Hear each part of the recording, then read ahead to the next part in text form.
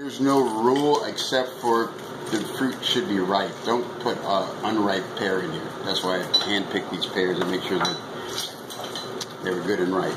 Is the oven preheated? The oven is preheated at 400 degrees right now. And it's going to be in there for about 25 minutes to 30 minutes.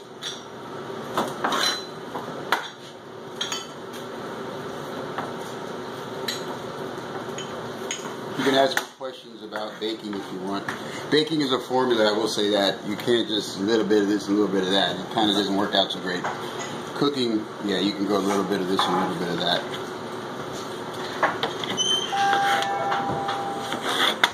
But these pears are perfectly ripe, so it's going to make for a nice little situation.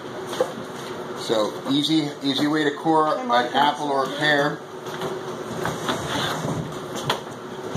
And when I used to make apple fritters, I would cut them the same way as I'm doing this, but I would leave, that would be like one piece of a fritter, so I would dip it in my batter and into the fryer. But I don't do that anymore, unless you ask me nicely. Like the other day, someone asked me to make the fried shrimp. They asked me nicely, so I did it. Certain things that I used to do that I'm not doing, I'll do it if you ask me nicely. Or if I'm not busy. If I'm busy, I may have to say, can't do it. I won't say no. I don't like using that word. I'll say I can't. That way I don't feel so bad. Because sometimes, like this last art walk, I did 160 dinners.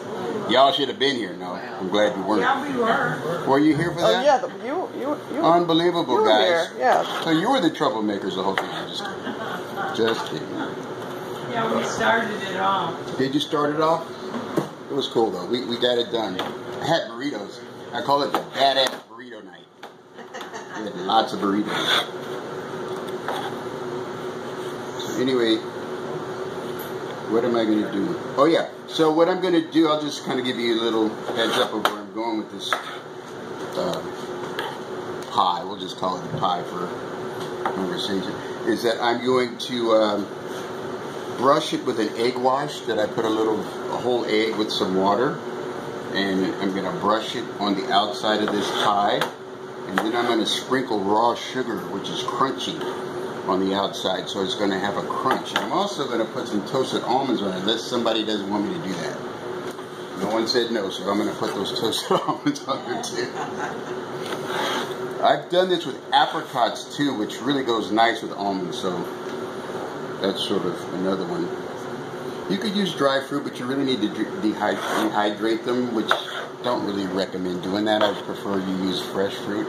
And citrus fruit only in the zest and in the, pouring the juice on the fruit itself. But to try to make one with citrus fruit or do it with apple.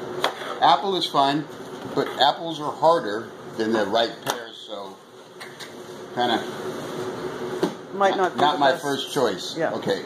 So now it's time to fill this up. So let me repeat for people who came in later. This has like a pint of each of blueberries and blackberries, and I think 4 Bartlett pears, and then he put flour, and was there sugar in there? Mm-hmm. And sugar, and that lemon juice. The juice of 1 lemon. So it goes right in the center. And the flour and the sugar is what's going to give it that bubbly, thing that's going to happen. That magic that happens in the oven, right? So you just kind of want to just sort of center it into a nice mound. Like that.